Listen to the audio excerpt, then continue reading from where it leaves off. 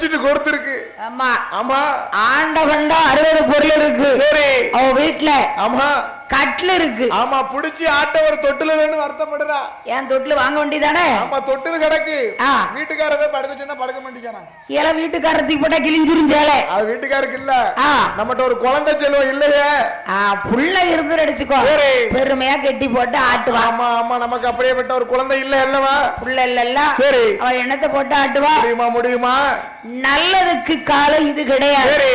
நீ எண்ணத்தை வேணாலும் கொடு. ஆமா ஆமா. நீ அல்வாவே கிண்டி கொடு. சரி. தின்னுட்டு ஆமா அங்கடி போடா பொருளி பேசுவான். சரி.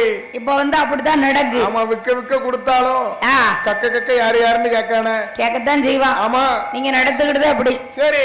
அப்ப மாந்திரீக தொழில் செய்ததுனாலே ஆமையா மதுரை செல்வம் இல்ல. சரி. யாருக்கு? யாரு பெரும்புல எனக்கு பொலையனுக்கும் பொழைச்சிக்கும். பொழைச்சிக்கும். சரி. அப்ப